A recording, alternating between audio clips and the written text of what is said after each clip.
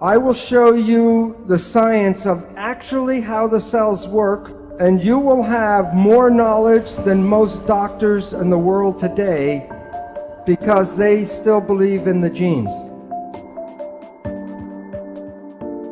You are made out of 50 trillion cells, and the cells are the living entities. So you are a community, not a single person. Every cell in your body has minus voltage on the inside and positive voltage on the outside. Every live cell is a battery. Every cell has about 1.4 volts. 50 trillion cells in the body times 1.4 volts is 700 trillion volts of electricity in your body right now. And with training and meditation, you can focus this energy called chi, and you can use that energy for healing. So while you see yourself as a physical entity, the new physics, you are energy waves interacting with each other right now. All animals and all plants communicate with vibration. The gazelle doesn't have to go up to the lion and say, "Are you my friend?" Because at the distance, the energy could be felt and the gazelle will not go there because of bad vibes. If we, when we were young, were taught to be sensitive to the vibrations, we would not find ourselves in bad relationships and bad places.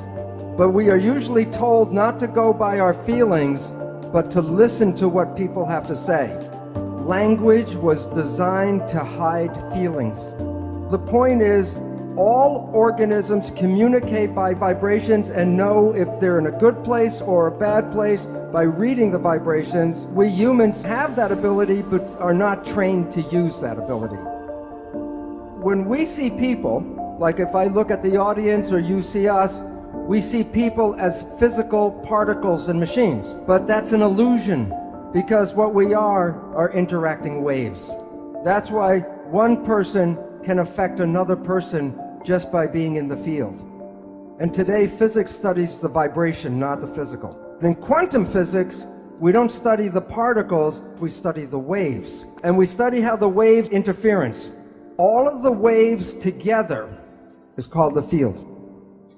So you're made out of atoms, but you also are the field. You are connected to everything because you can't separate waves.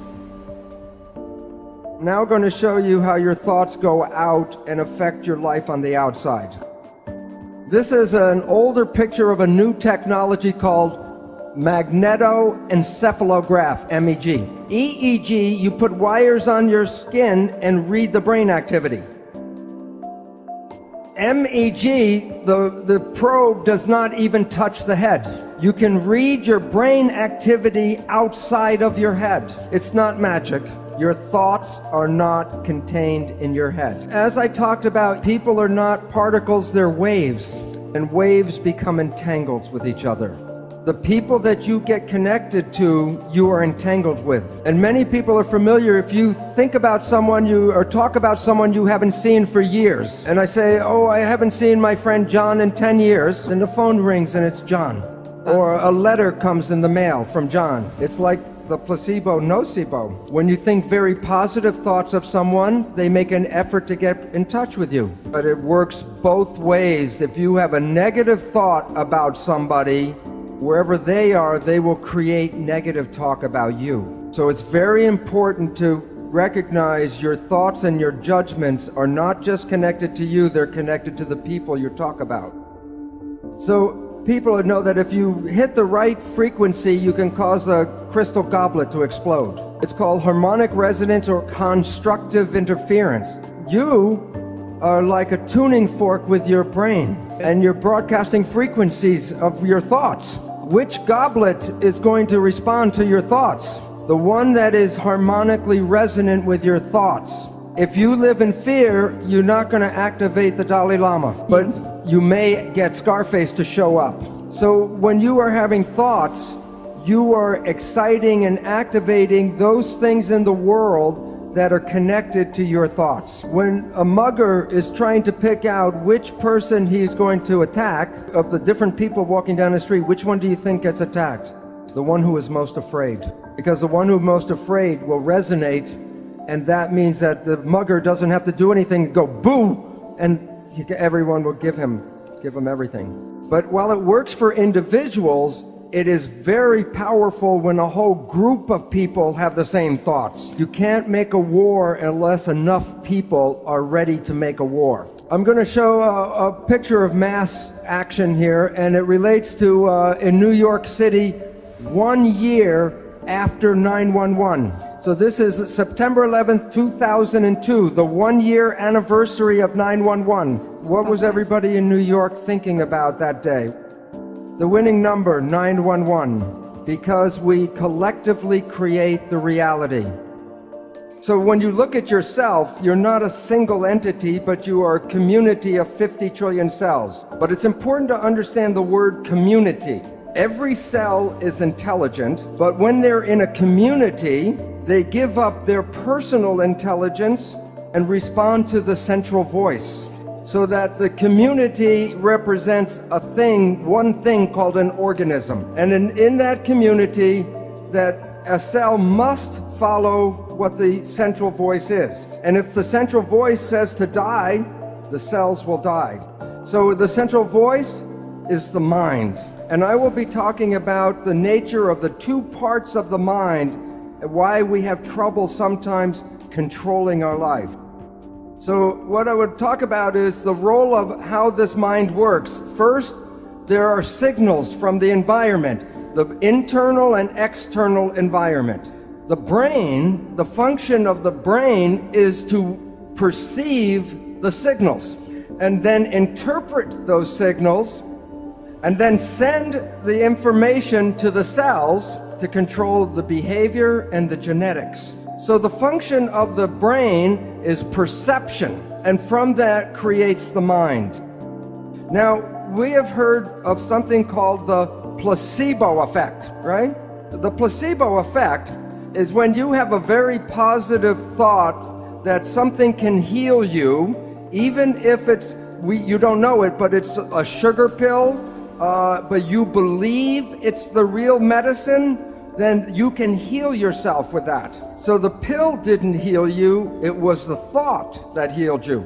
Statistics reveal that 1/3 of all medical healings, including surgery, are the result of the placebo effect. Now, the issue is that the placebo effect is when you have positive thinking. What about negative thinking? And this is what medicine does not tell you, is that there is negative thinking, and it's called the nocebo effect. And in the same power that positive thinking can heal you, negative thinking can kill you.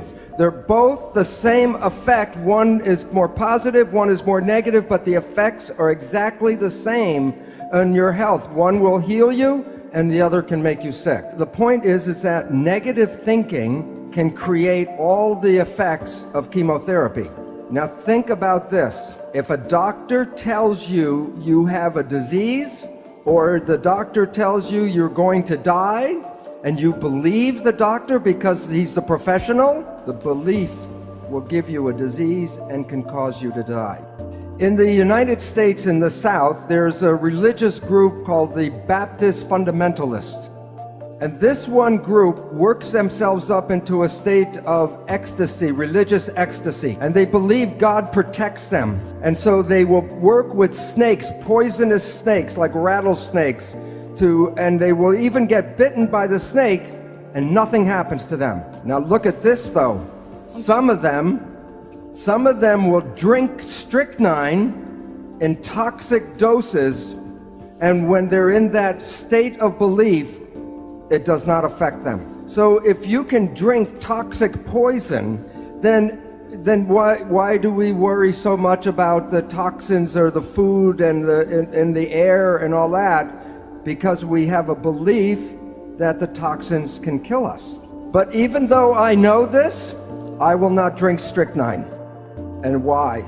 Because my belief is not as strong as their belief.